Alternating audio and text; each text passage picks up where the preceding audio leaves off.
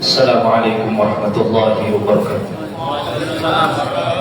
Ila hadratin Nabi Mustafa Muhammad sallallahu alaihi wasallam wa ila sa'iril anbiya'i wal mursalin wa ila jami'i baitihi wa ila jami'i ashabihi wa ila jami'i tabi'in wa ila jami'i tabi'in tabi'in wa rasulullah sallallahu alaihi wasallam wa min zaid rasulullah wa mawaliki hadzal kitab Sayyid Habib Muhammad bin Muhammad bin Salim al-Kabu usulihi wa furu'ihi ولجمع شيخنا وصصنا الشيخ ودنا على جوان الشبرين والضوء الحسن السزيد المالكي ولشيخ سمزة ولشيخ شبكان ولشيخ هريان ولشيخ الحديثي ولشيخ حسن الشافعي ولشيخ محاشم ولشيخ أحمد معبد ولشيخ مولد بن عتر ولشيخ رحمة الله البنتاني ولشيخ الهدى عليك بأدريسي ولشيخ سيد جابر ولشيخ سلسل الزهري ولشيخ حسن عبان المغربي المالكي وأصولهم وفروعهم ولجمع شيخنا وجمع العارفين ولجمع العلماء العاملين خصوصا إلى رسالة الشيخ سيد محمد بن عارف المالكي وحمد بن عبد السلام وعبد علي بن الرحمن الكب ولجمع سادتنا إلى وعلوم السادة الصوفيان مكان خصوصا أن تقول الحنبلي ولجيش مع الشاري والمشر خصوصا إلى بناء سلسل المال أن الله تعالى يتوسعنا ويتوسعهم بالرحمة وأن الله تعالى يرزقنا بركاتهم وعلومهم ونفحاتهم وأسرارهم وأنوارهم في الدين والدنيا والآخرة لهم منا الفاتحة.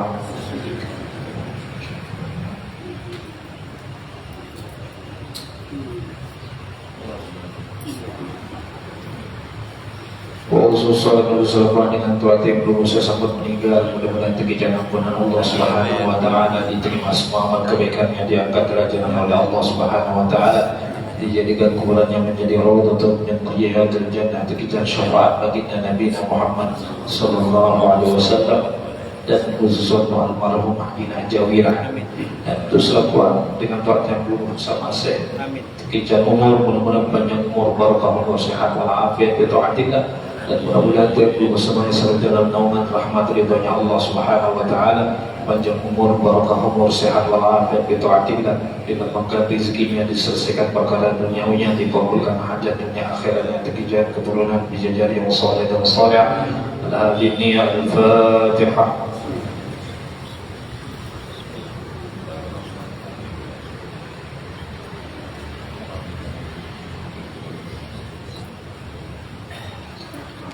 Bismillahirrahmanirrahim. Alhamdulillahi Rabbil Alamin. Wassalatu wassalamu ala ashrafil mursalin Sayyidina wa maulana Muhammadin wa ala alihi wa ashabihi ajma'in. Subhanaka la ilma lana illa ma 'allamtana innaka antal alimul hakim. Rabbi shrah li sadri wa yassir li amri wahlul 'uqdatam min lisani yafqahu qawli وسدد لساني واهدي به قلبي بجاه النبي صلى الله عليه وسلم. أما بعد، قال المؤلف رحمه الله تعالى ونفعنا به وبعلومه وبأسراره في الدارين آمين. فصل صدقة التطوع. Masih membahas tentang sedekah yang sunnah. Kita sampai pada sunnah muta'alliqatun bi sadaqatit tatawwu'i, sunnah-sunnah yang berkaitan dengan sedekah yang tatawwu atau yang sunnah. Kemarin kita sudah sampai poin yang berapa ya? Atau belum ini? Kemarin masih hukum saja. Awalan al-israru biha illa idza kana mimman yuqtada bihi. Yang pertama yang berkaitan dengan sedekah atau sedekah yang sunnah adalah al-israru biha, merahasiakan.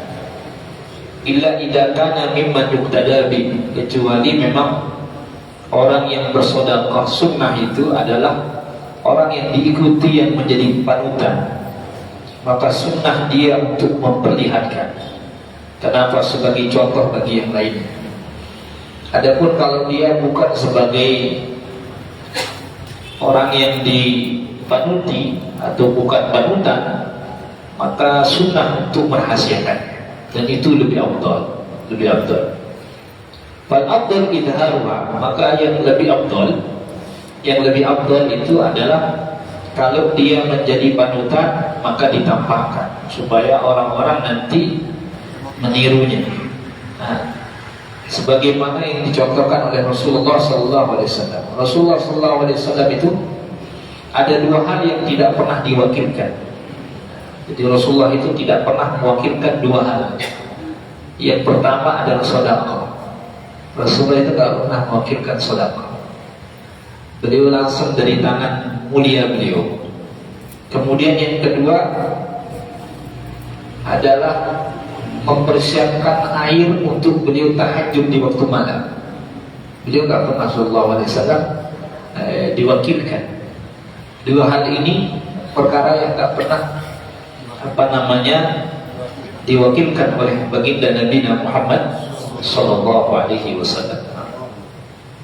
Kemudian yang kedua, at-tasadduq 'ala al-qarib al-aqrab, summa zawj al-qarib al-ab'ad, wal jar wal adu wa ahli al-khair wal muhtajin. Kemudian sunnah yang berkaitan dengan sedekah yang sunnah yang kedua adalah bersedekah pada kerabat yang dekat. Bersedekah pada kerabat yang dekat. Sebagaimana kemarin yang dijelaskan bahwa sebagaimana yang dikatakan oleh Imam Suyuti, sedekah kepada orang yang sakit, yang sehat itu diangkat derajatnya sampai 10 derajat. Imam Suyuti mengatakan. Kemudian sedekah kepada orang yang sakit diangkat sampai 100 derajat. Sedekah sama kerabat itu diangkat sampai 900 derajat. Sedekah sama orang tua yang masih hidup itu diangkat sampai 100.000 derajat. Sedekah kepada majelis taklim atau orang-orang yang melanjutkan dakwahnya baginda Nabi Muhammad SAW diangkat derajatnya sampai 900.000 derajat. Itu tingkatan derajat yang disebutkan oleh Imam As-Suyuti. Maka sedekah kepada orang yang terdekat itu lebih diutamakan. Lebih diutamakan.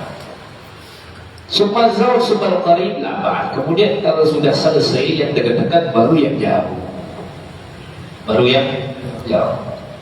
Jangan sampai nanti pelungguh dicap dermawan sama orang yang jauh tapi sama keluarga pelit. Banyak orang begitu. Di luar terkenal pemurah tapi di keluarganya pelit. Maka ini kebaikan yang seperti ini kita katakan kebaikan yang batal.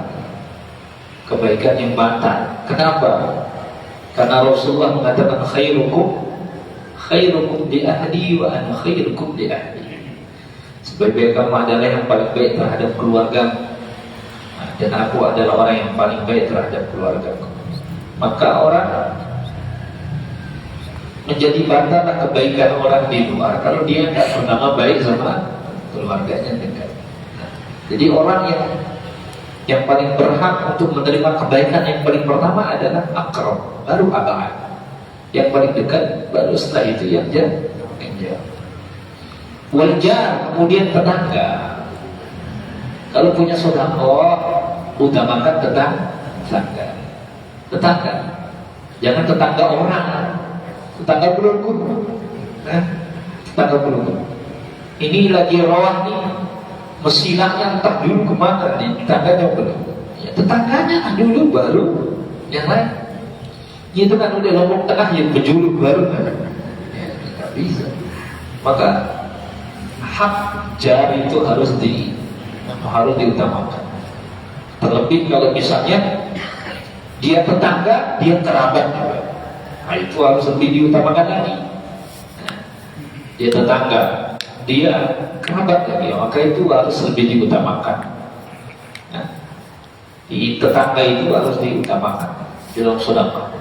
Berapa banyak besok orang yang tidak jadi masuk ke dalam surga karena terlalu banyak masalahnya dengan tetangga. Makanya akur-akurlah dengan tetangga. Kalau belum punya tetangga zalim, ya itu urusan dia. Tapi yang jelas kita jangan pernah menzalimi daripada tetangga. Jangan pernah. Bahkan ada seorang sahabat yang mengamalkan hadis. Kan Rasulullah mengatakan, "Ausini Jibril alaihi salam." Aku diwasiatkan oleh malaikat Jibril tentang tetangga. Hatta azunnu annahu sayuwarrithu. Sampai aku mengira bahwa tetangga itu mendapatkan warisan, saking besar. Maka salah seorang sahabat atau tabi'in, lupa dia, mohon maaf, itu mengamalkan hadis. Jadi setelah selesai semua dapat warisan, tetangganya dikasih. Tapi zaman sekarang orang sering gak akur sama tetangga, ya kan? Yang penting gak duluan saja. Yang penting kalau orang duluan ya gak apa-apa coba. Tapi kalau yang belum ya, kalau belum dipinta oleh tetangga ya biarin saja. Toh pada akhirnya kebaikan itu selalu mempunyai cara untuk menjelaskan dirinya sendiri. Biarkan saja. Wal adui dan musuh. Jadinya sunnah bersedekah sama ada orang musuhi pelukku, sedekahi dia. Ada orang sering fitnah pelukku, sedekahi dia. Ini ulama, ahli khair dan orang baik, wal muhtajin dan orang yang membutuhkan. Ya, kalau musuh sedekah, mungkin dengan sedekah pelukku dia bisa sadar. Kemudian yang ketiga, tahari al-azminati al-fadilati kal jumu'ati wa ramadan wala siyama al-ashr al-awakhir minha wa ashhur dzil hijjati wa ashura wal ashhur al-hurum. Kemudian hal yang berkaitan dengan sedekah yang sunnah adalah tahari al-azminati al-fadilah, berusaha bersedekah pada momen-momen atau waktu-waktu yang utama. Seperti misalnya hari Jumat, sedekah Jumat, masih kan banyak. Sedekah Jumat, itu bagus. Ramadan terutama bulan suci Ramadan itu kesempatan. Tradisi di Lombok itu bagus, tapi sekarang itu udah mulai pudar. Kalau dulu waktu dia kecil, orang kalau di Bengkel kalau di Bengkel sebelum makan itu, sebelum sahur jam 12 bunyi beduk itu 2 kali 3 kali orang naikin jajan untuk orang yang tak ada urusan. Kalau itu baru nanti jam 12 baru bunyi beduk, baru kemudian makanannya naik. Itu bagus itu tradisi kayak gitu. Kita ngasih orang makan itu besar keutamaan. Ngasih orang makan itu keutamaannya besar. Jadi di sini gimana? Naikin jajan? Nasi enggak?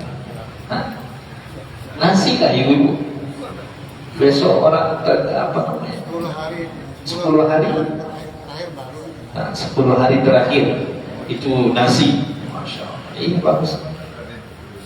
Iya. Ya. Besok untuk Ramadan itu banyak namanya. Di antaranya adalah Syahrus Shadaqah, bulan sedekah. Banyak namanya Ramadan.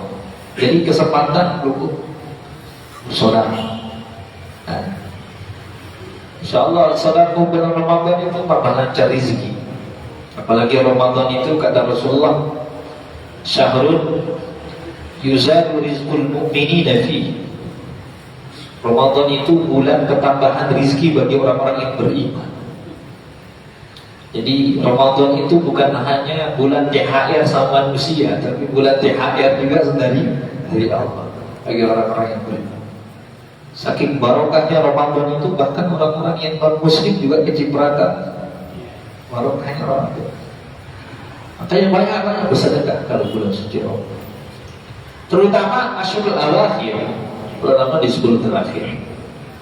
Wa Asyurul Dzulhijjah, begitu juga 10 Dzulhijjah. Wa Asyura, Asyura, wa Asyurul Hurum, dan bulan-bulan yang dimulakan oleh Allah. Kayak misal kayak Rojab, bersedekah di Rojab. Misal kalau lagi ada orang nanti selesai pengajian kayak gini, bersedekah. Ini banyak orang nanti habis pengajian, kemudian pelungguh jamin orang makan. Masya Allah, saudara, pahalanya itu luar biasa. Pahalanya luar biasa. Kemudian yang keempat, tahari al-amkinati al-fadilah, berusaha untuk bersedekah di tempat-tempat yang mempunyai keutamaan. Misal Mekah, misal kayak di Mekah, tempatnya utama. Wal Madinah, dan Madinah. Wa Baitul Maqdis, begitu juga Aqsa.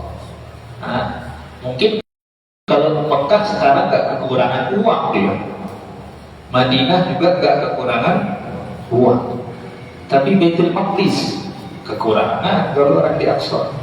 Ya. Karena itu Rasulullah menekankan untuk kita pergi ke Masjid Al-Aqsa, atau kalau nggak bisa pergi, kirimkan Zaid, kata Rasulullah. Zaid itu minyak. Itu bukan harus minyak, maksudnya itu takaran terkecil untuk pelungguh memberikan sumbangsi kepada Al-Aqsa. Maka kata Rasulullah, siapa orang yang memberikan walaupun hanya sekadar minyak untuk menyalakan lampu yang ada di Aqsa, maka pahalanya sebagaimana orang yang sholat di sana, kata Rasulullah SAW.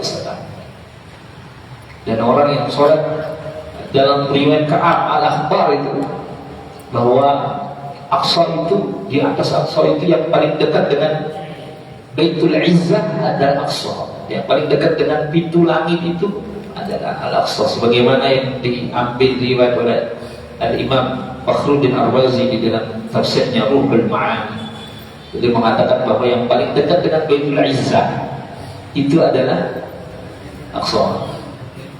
Sehingga dalam riwayat Ka'ab al-Bakhr itu, bahwa setiap waktu itu turun 70,000 malaikat, 70,000 malaikat itu turun terus begitu. Nah, kemudian wa ghairiha, dan selainnya minal buldanil mubarakah, dari tempat-tempat yang diberkahi, atau mungkin kalau di kita mungkin tempat-tempat yang diberkahi, misal kayak madrasah, pondok pesantren dan lain sebagainya. Kemudian dianjurkan untuk cari tempat-tempat yang mempunyai keutamaan di sisi Allah. Kemudian yang kelima, at-tasadduqu bima yuhibbuhu wa bil ma'i wal maniha, bersedekah dengan yang bagus-bagus, yang perlu sukai dan sekiranya orang juga suka. Misal bil ma', seperti air, wal manihah. Manihah itu adalah binatang yang memiliki air susu yang melimpah. Jadi kan biasanya ada binatang yang diperas susunya itu yang punya kandungan susu yang melimpah, itu menjadi aset orang, biasanya begitu. Dianjurkan untuk yang perlu bersedekah dengan hal-hal yang dicintai, yang disukai. Lan tanalul birra hatta tunfiqu mimma tuhibbu. Berusaha untuk bersedekah dengan sesuatu yang paling terbaik. Yang paling terbaik.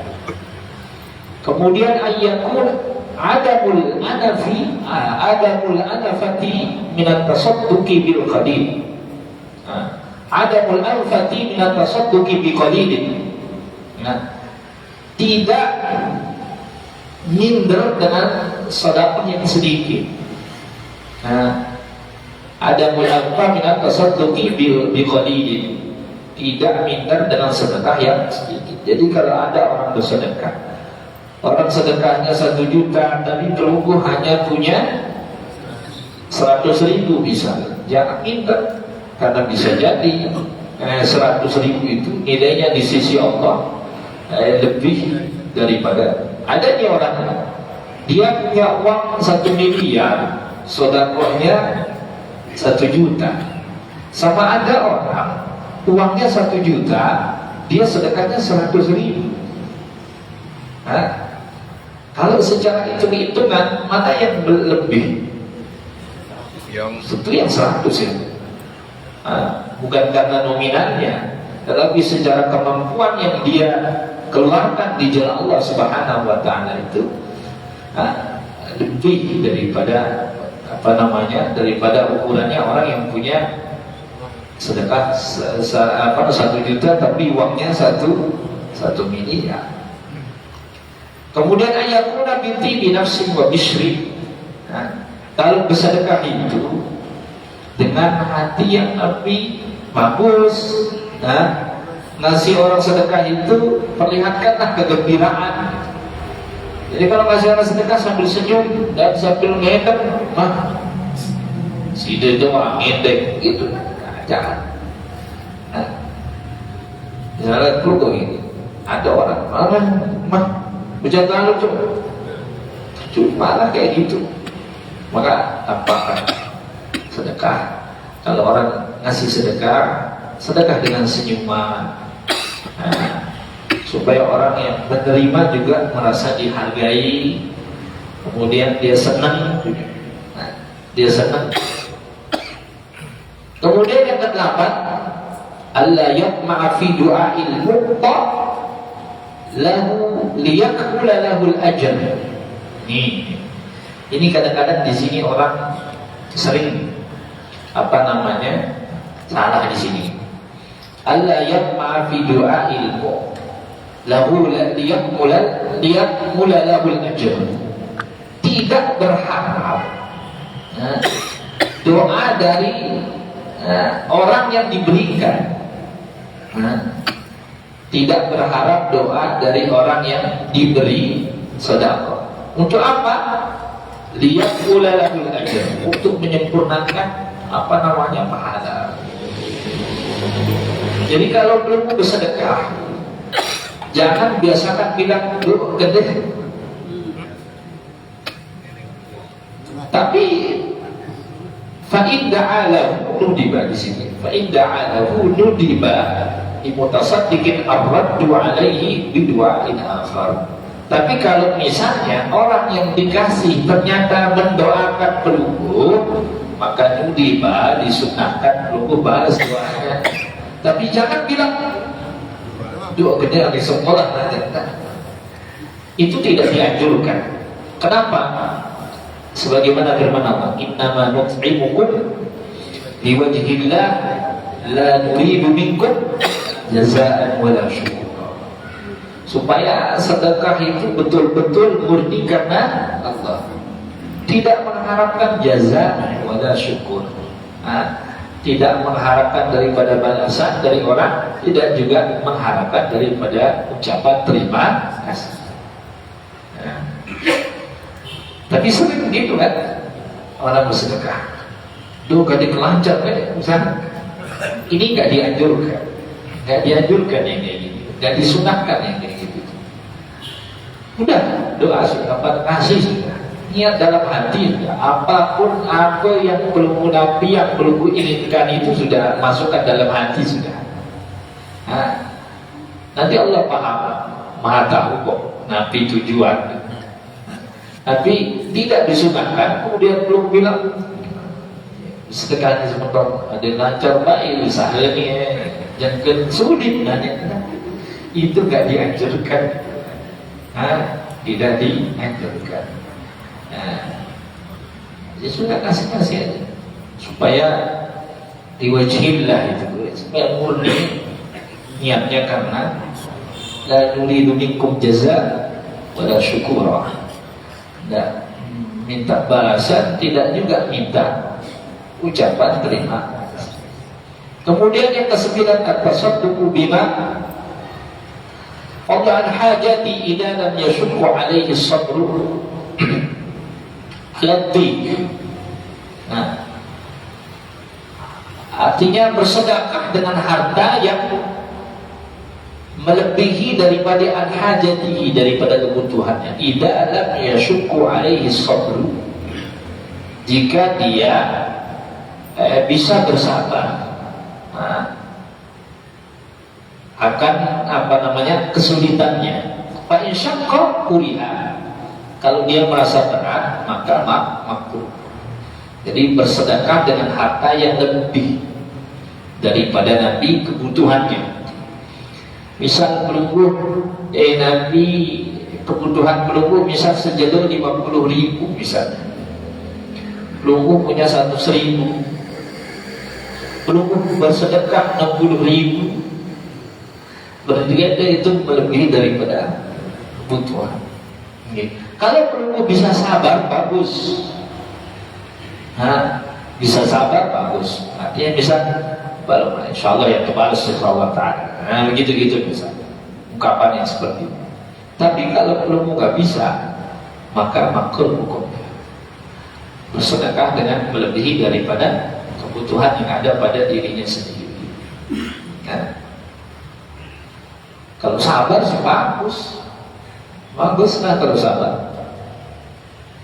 Wa tata'akkadu shadaqatut tatawwu'i 'inda al-umuri al-muhimmati kal ghazwi wal maja'ati wa kadzalika al-usub wal marad wal hajj. Dan tata'akkad dan sunnah muakkadah, lebih disunnahkan, lebih ditekankan. Bersedekah sunnah itu ketika ada perkara-perkara yang penting, peristiwa-peristiwa yang penting terjadi, misal kayak perang, atau wal maja'ah, atau orang lagi masa kelaparan, dengan jadi lapar. Maka pada saat-saat seperti itu, penting-penting seperti itu, maka dianjurkan orang itu untuk lebih ditekankan untuk bersedekah sunnahnya di sini. Kemudian makruhatun muta'alliqatun bisadaqatin tatawwu'i. Kemakruhan yang berkaitan dengan sedekah yang sunnah. Yang pertama, at-tasadduqu bi raj'i illa bi syai'aini, al-thawbil khaliq wal awraqin naqdiyah. Makruh bersedekah sunnah dengan hal-hal ini. Yang pertama, bersedekah dengan sesuatu yang jelek, kecuali dua hal. Pertama, as-thawbul khaliq, yaitu pakaian yang bekas, pakaian bekas. Kemudian wal awraqin naqdiyah, atau uang lembaran yang lotoh, lecet. Kecuali dua itu, maka gak makruh. Selain daripada dua itu, kalau yang bekas-bekas yang lotoh itu makruh. Kemudian yang kedua, akhdus sadaqati mimma ikhtalaqa maluhu biharamin. Menerima sedekah dari orang yang bercampur baur hartanya dengan yang haram, makruh. Jadi ada orang nih, betul dia punya usaha, misal punya usaha toko, tapi juga dia bandar, bandar narkoba misalnya. Misal dia bandar narkoba, tapi juga dia punya usaha toko. Ketika dia punya uang, kita kan nggak tahu bisa halal, bisa haram. Dia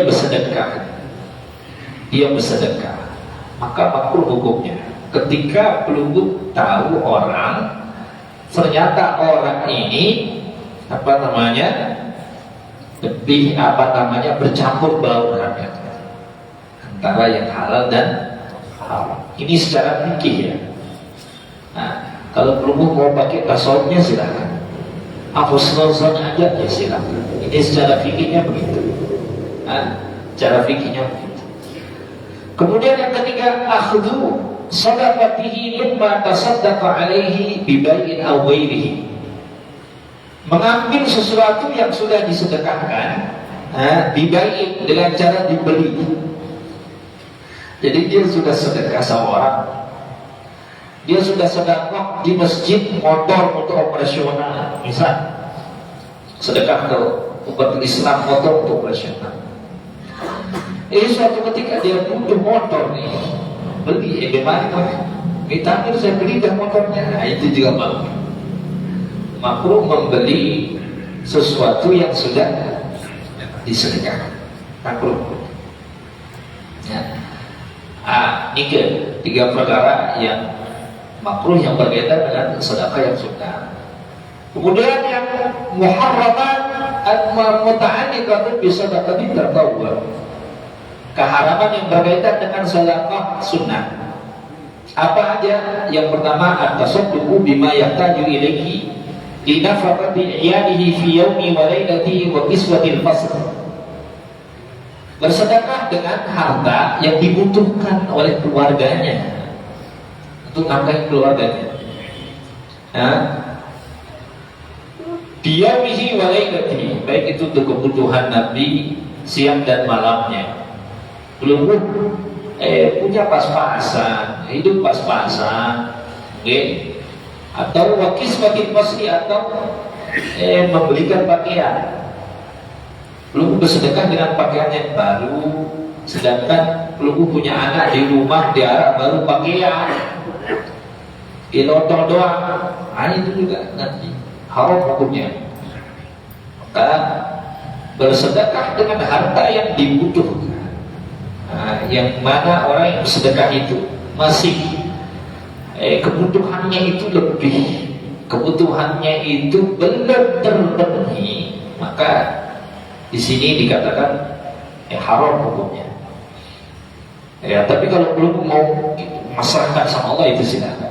Ini secara kajian fikih.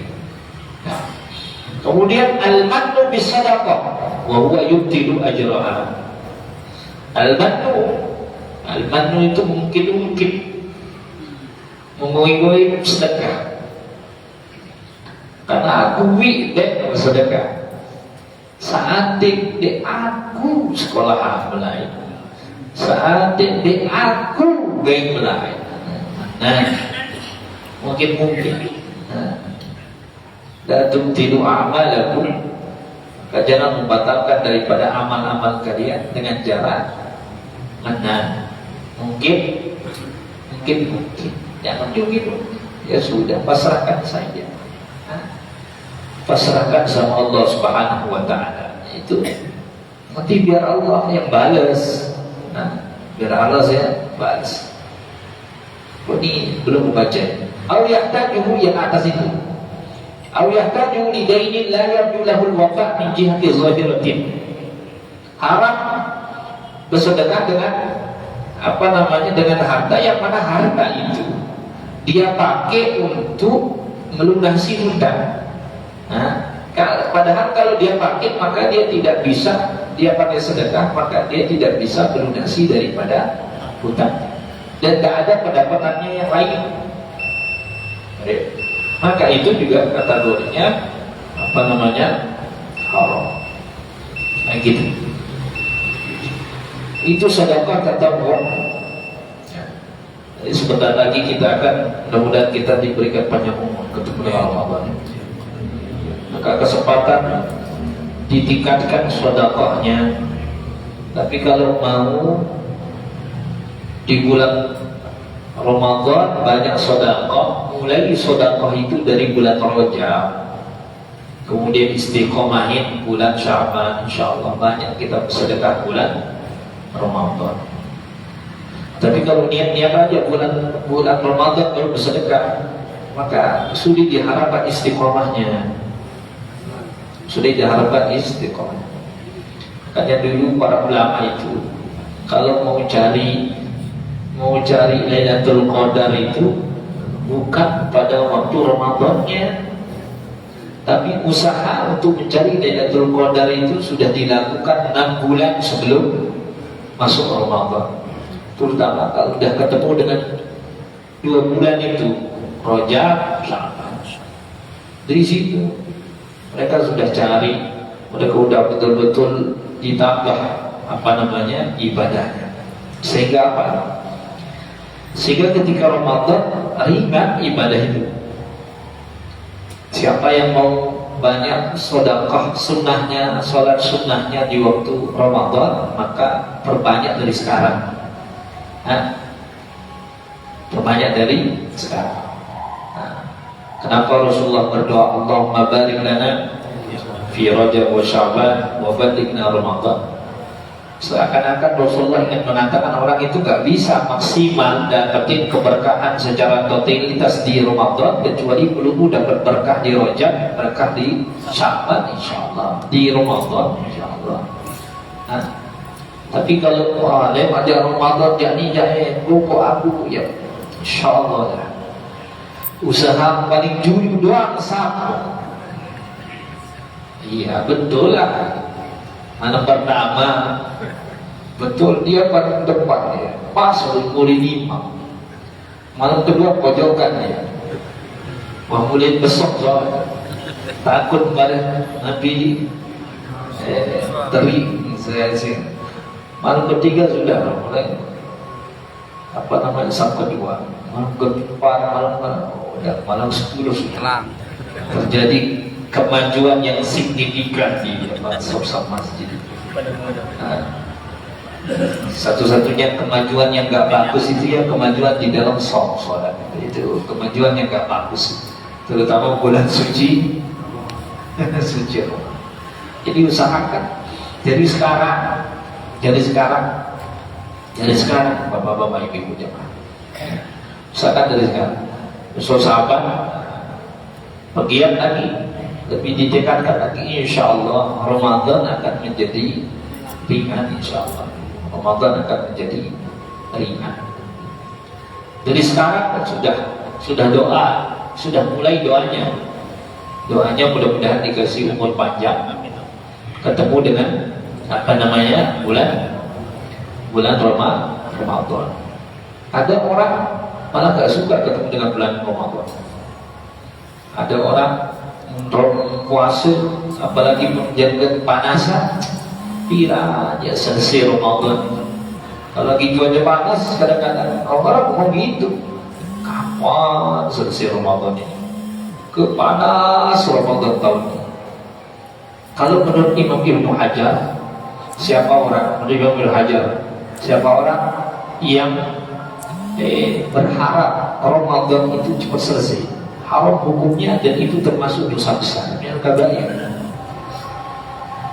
termasuk daripada dosa besar. Ibnu Hajar mengatakan demikian. Siapa orang berharap Ramadan cepat selesai karena mungkin karena terik dan lain sebagainya, maka haram hukumnya dan itu termasuk daripada dosa besar. Sudah sekarang perlu niatin baik-baik, niatin bahwa mudah-mudahan insyaallah Ramadan tahun ini lebih baik. Insyaallah Ramadan ini hatamnya lebih banyak gitu. Hatamnya lebih banyak. Kalau yang sebelumnya nggak pernah hatam, usahakan hatam. Masa umur segitu umurnya nggak pernah hatamnya Al-Quran gitu. Hatamnya cuma tadarusan saja, itu bukan hatam itu. Maksudnya hatam itu hatam sendiri, cuma hatam sendiri, hatam. Hatam itu hatamnya sendiri, hatam. Tapi gampang kok, hatam Al-Quran sekali. Hatam Quran sekali bulan Ramadan itu gampang. Tinggal menunggu setiap waktu itu, Zuhur, Asar, Maghrib, Isya, Subuh itu 2 lembar.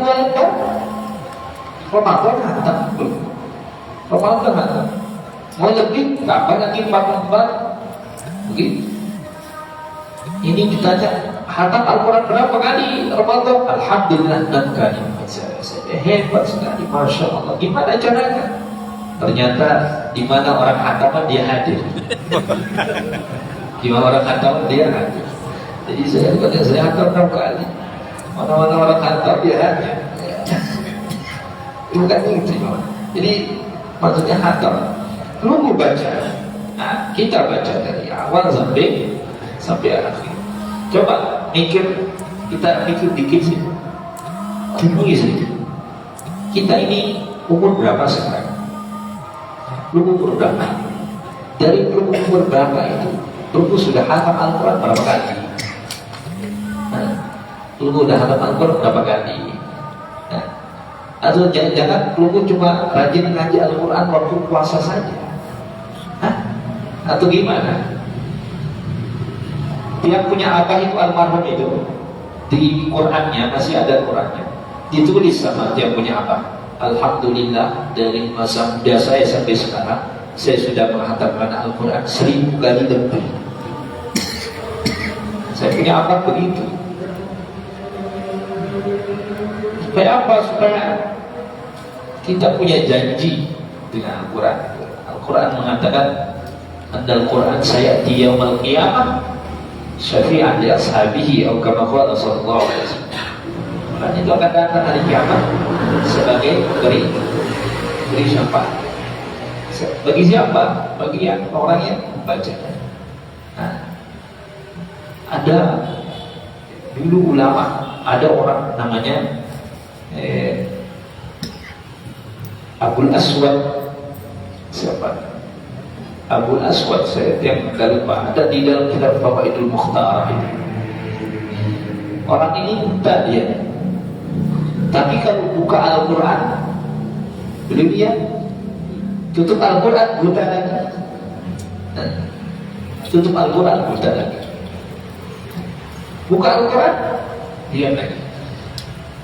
Sampai suatu ketika dia terbesit di dalam hatinya, ya Allah, kenapa sih gak sekalian aja ngasih saya? Lihat, nah, kenapa gak sekalian aja? Kenapa ketika maka tiba-tiba dia mendengarkan suara yang mengatakan, maka fakna basaruka bukhlan alaika bih walakin kirna alaika an tanzura ila ghairina. Kami itu bukan gak mampu atau pelit ngasih kamu melihat, tetapi kami gak mau kamu melihat selain daripada kami. Gitu kan? Maka dari itu gak pernah terbesit lagi untuk tapi iya. Kalau kita kebalik jangan. Kalau lagi buka Al-Quran langsung udah kelenyang-kelenyang ini. Ngantuk. Tapi kalau buka HP gini dia, ya Allah. Jam. Bukan kadang-kadang gini. Tapi kalau buka Al-Quran baru setengah udah. Oh. Nah, makanya coba sekarang, belum dari sekarang, belum mulai bacaan Al-Quran itu coba. Belum mulai dari sekarang. Baca itu Al-Quran supaya besok waktu puasa ringan, waktu puasa ringan. Karena menghatamkan Al-Quran bulan puasa itu tradisinya Rasulullah dengan malaikat Jibril alaihissalam. Tradisinya Rasulullah dengan malaikat Jibril. Beliau selalu menghatamkan Al-Quran, disimak. Hafalannya Rasulullah itu disimak oleh malaikat Jibril. Makanya kalau orang nanya apa dalilnya tadarusan, ya Rasulullah sama malaikat Jibril. Itu dalilnya tadarusan. Jadi setiap malam malaikat Jibril turun mendengar bacaan Rasulullah SAW dan dilanjutkan oleh para sahabat radhiyallahu anhum. Sehingga Sayyidina Utsman bin Affan itu orang paling banyak menghatamkan Al-Quran. Beliau paling banyak orang menghatamkan Al-Quran. Disebutkan di dalam kitab At-Tibyan fi Adabi Hamalatil Quran, karangan daripada Al-Imam Abi Zakaria Yahya bin Syaraf bin Hasan bin Husain Nawawi Al-Hizan. Di situ disebutkan bagaimana para sahabat, para ulama kemudian membiasakan membaca Al-Quran. Ada orang ulama dia punya amal rahasia. Tidak ada yang tahu.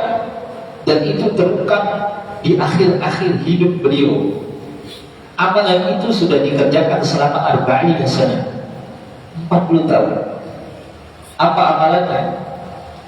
Setiap malam di dalam dekapan istrinya beliau khatam Al-Quran 1 kali. Jadi setiap malam beliau khatam Al-Quran dalam dekapan istri. Itu amalan rahasia. Kecuali di akhir-akhir hidup beliau. Beliau ditanya oleh orang muridnya, apa amalannya belum yang orang nggak tahu. Beliau mengatakan, ada saya punya amalan. Ini saya sudah amalkan selama 40 tahun. Apa itu? Setiap malam saya khatam 1 kali dalam dekapan saya punya istri. Kalau belum bisa ke khatam, bukan khatam malah lain ceritanya. Bukan khatam, lain ceritanya. Nah, itu baru. Sehingga banyak riwayat disebutkan oleh Al-Imam An-Nawawi juga. Tibian biada Muhammadul Quran di situ disebutkan Sayyidina Utsman bin Affan beliau menghadapkan Al-Quran di waktu malam sekali. Ada ulama yang menghadapkan Al-Quran pada bulan suci Ramadan bainal maghrib wal isya khatbatan. Antara maghrib dan isya sekali khatam. Ramadan. Belum kalau Ramadan antara maghrib dan isya ngapain? Kekenyangan lah. Yang ngerokok sambil ngerokok tunggu isya. Ada ulama yang khatam malam 4 kali, siang 4 kali Ramadan. Jadi sehari dapat. Ya. Ada ulama namanya Syekh Muhammad Jamalul Lail. Syekh Muhammad Jamalul Lail. Beliau kalau bulan suci Ramadan, beliau ubah jadwal ngaji, baca Al-Quran. Beliau baca Al-Quran di waktu malam, bukan di waktu siang. Ditanya, wahai Syekh, engkau biasanya amalannya dengan Al-Quran di waktu siang, tapi kalau lagi puasa baca Al-Qurannya di waktu malam aja, kenapa? Beliau mengatakan, karena kalau saya sudah baca Al-Quran maka saya tidak merasakan haus dan lapar, sedangkan saya ingin puasa merasakan haus dan lapar. Kalau dia meluguhkan semakin banyak baca Al-Quran semakin kering di sini. Banyak kisah para ulama dengan Al-Quran. Yang meluguh kisahnya apa dengan Al-Quran? Kita kan gitu. Siapa yang punya kisah dengan Al-Quran di dunia, maka Quran akan menjadi sahabatnya di akhirat. Imam Abu Hanifah An-Nu'man, beliau di akhir hayatnya, beliau menggali kuburannya sendiri, kemudian menghatamkan Al-Quran di dalam liang kuburnya sebanyak 7.000 kali khatam. 7.000 kali khatam. Beliau gali kuburannya sendiri. Setelah gali ukurannya, beliau gelar senjata, beliau ambil Al-Quran, beliau baca Al-Quran di dalam liang kubur tempat beliau dimakamkan, dan beliau di situ khatam sampai 7.000 kali. 7.000 kali. Ajib.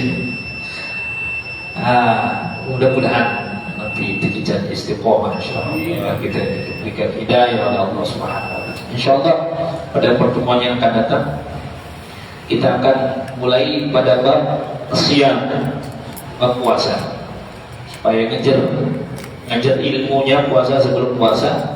Insya Allah sebelum puasa, tiang biasanya 2 minggu sebelum puasa itu sudah untuk pengajian di mana-mana. Jadi dia usahakan bab puasa selesai. Jadi karena mau ngejarnya, nanti mungkin dipilih-pilih saja yang inti-inti supaya kekejar. Insyaallah, insyaallah. Mudah-mudahan kekejar barakah, mudah-mudahan kekejar manfaat, mudah-mudahan kekejar istiqamah, mudah-mudahan kekejar husnul khatimah. Amin ya rabbal alamin.